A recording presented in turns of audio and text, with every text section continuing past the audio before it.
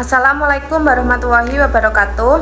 Di sini saya akan membahas atau mereview sebuah buku guna memenuhi tugas mata kuliah Hukum Acara Peradilan Agama yang diampu oleh Bapak Yusuf Wibisono. Sebelum masuk pada inti video, perkenalkan saya Faradina Septi Awaliyah dengan NIM 222111344. Saya mahasiswi UIN Raden Mas Said Surakarta, Prodi Hukum Ekonomi Syariah kelas S5I. Di sini saya akan membahas atau mereview sebuah buku dengan judul Hukum Acara Peradilan Agama karya Effendi. Ini merupakan buku yang memang sengaja difokuskan pada pembedahan hukum acara peradilan agama, namun juga disertai dengan kajian hukum acara perdata secara umum.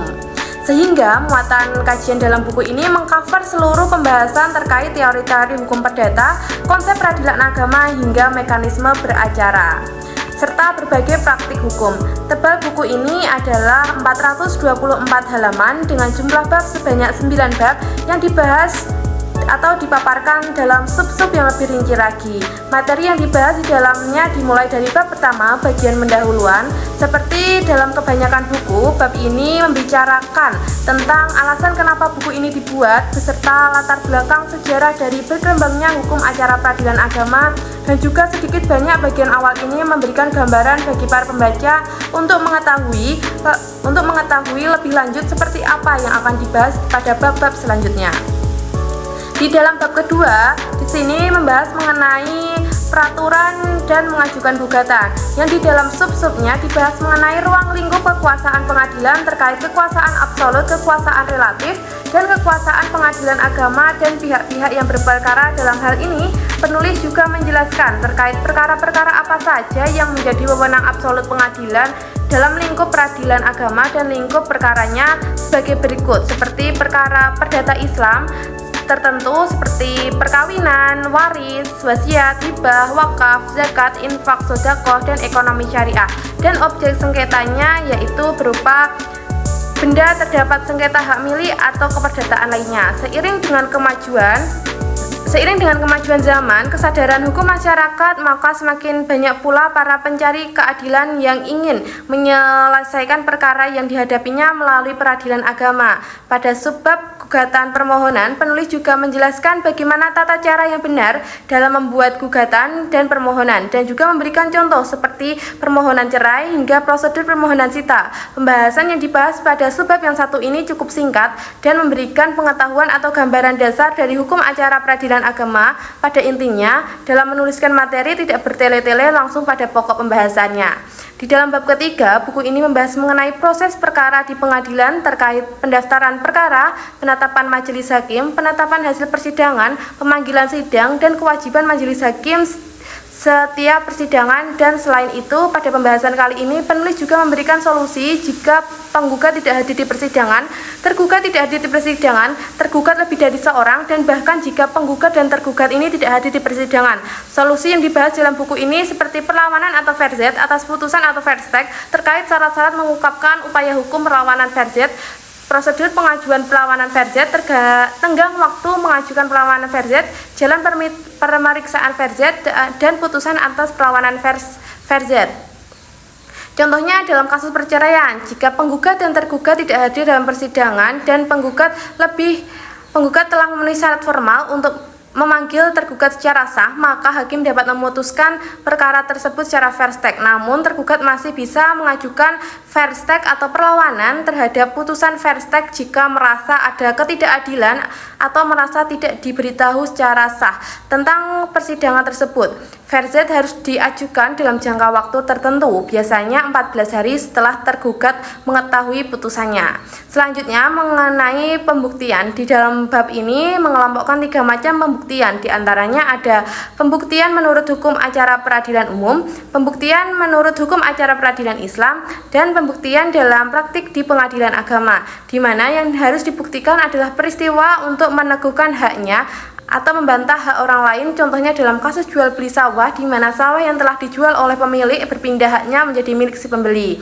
Dalam bab kelima, ini membahas mengenai putusan atau vonis. Di sini penulis memberikan macam-macam putusan, di antaranya ada putusan kondemnatorir atau menghukum, putusan konstitutif atau menciptakan, dan putusan deklaratori atau menerangkan. Kekuatan dari putusan akhir ini mengikat pembuktian dan eksekutif. Dalam bab ke-6 melanjutkan bab sebelumnya mengenai upaya hukum yang di dalam buku ini dijelaskan bahwa upaya hukum merupakan upaya atau alat untuk mencegah dan memperbaiki kekeliruan dalam suatu putusan. Di dalam buku ini juga menjelaskan macam-macam upaya hukum, yaitu upaya hukum biasa dan upaya hukum luar biasa. Nah, perbedaan upaya hukum biasa dan upaya luar biasa adalah dari jenis upaya hukum yang dilakukan setelah putusan pengadilan. Dari pembahasan ini, penulis juga memberikan contohnya, yaitu kalau upaya hukum biasa itu contohnya banding dan kasasi, kalau upaya hukum luar biasa contohnya peninjauan kembali dan perlawanan pihak ketiga atau der den verzet, yang tadi sudah dijelaskan pada bab ketiga.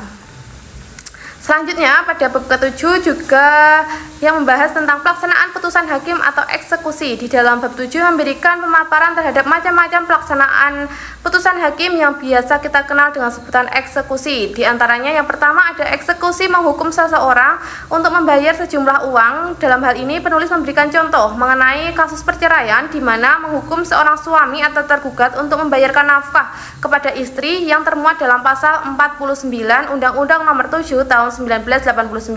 Yang kedua ada putusan hakim yang isinya menghukum seseorang untuk melakukan suatu perbuatan. Eksekusi dalam bidang ini tidak berlaku pada pengadilan agama karena bukan menjadi wewenang pengadilan agama. Yang terakhir ada eksekusi real, pelaksanaan putusan hakim yang isinya menghukum seseorang untuk mengkosongkan barang yang tidak bergerak.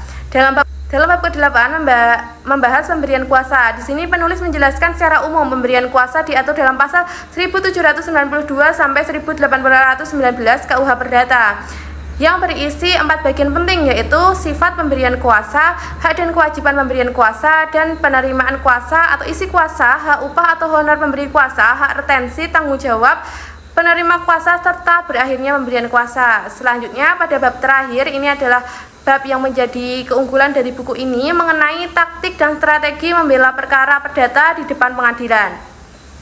Dituliskan di sini terdapat 2 strategi untuk membela suatu perkara di pengadilan, yaitu perkara bisa dihadapi sendiri serta memilih atau menunjuk seorang. Bahkan penulis juga memberikan cara untuk memilih kriteria baik dan buruknya seorang advokat dalam menghadapi perkara. Dalam tanya jawab dalam buku ini memberikan strategi juga, yaitu berhati-hati dalam membuat tanggapan dan jawaban, sebab apa yang diperiksa atau yang dipertimbangkan oleh hakim adalah apa yang ada dalam gugatan tersebut. Di akhir pembahasan, penulis juga melampirkan berbagai contoh berbagai surat kuasa dalam berbagai kasus. Yang terakhir yaitu kesimpulan yang berisi kelebihan dan kekurangan. Salah satu nilai lebih atau keunggulan dari buku ini yaitu pada bagian akhir terdapat lampiran surat kuasa, terdapat 96 halaman yang termuat dalam berbagai surat kuasa dan dalam berbagai kasus perdata. Seperti kebanyakan buku, akhiran dari buku ini menuliskan profil penulis. Secara keseluruhan, buku ini membahas secara sederhana dengan kalimat yang cukup mudah dipahami dan isi secara umum termuat dalam hal-hal pokok yang dibahas dalam konsep hukum acara peradilan agama, sehingga para pembaca yang masih pemula dalam bidang hukum akan mudah memahami isinya. Untuk ukuran buku, referensi buku ini termasuk tebal dibandingkan buku-buku yang lainnya. Pokok pembahasan dalam buku ini mudah dimengerti dan memiliki alur yang runtut serta penulisan yang sederhana sehingga tidak membingungkan para pembaca. Keunggulan buku ini dari buku yang lainnya yaitu pada sampul buku yang dibuat menarik, meskipun pemilihan warnanya adalah warna yang netral, bukan warna yang mencolok. Buku ini tetap terlihat menarik. Akan tetapi pada setiap hal pasti ada kekurangannya. Begitu juga pada buku ini pasti juga memiliki kekurangan. Di dalam buku ini memuat istilah-istilah asing yang sulit dipahami oleh orang awam, yang masih perlu penjelasan lagi. Di sini dijelaskan hanya secara singkat saja. Tapi di samping itu, dengan adanya buku ini, para akademisi yang membutuhkan referensi buku mengenai hukum acara peradilan agama pasti akan terbantu. Sekian review buku dari saya, kurang lebihnya mohon maaf. Wassalamualaikum warahmatullahi wabarakatuh.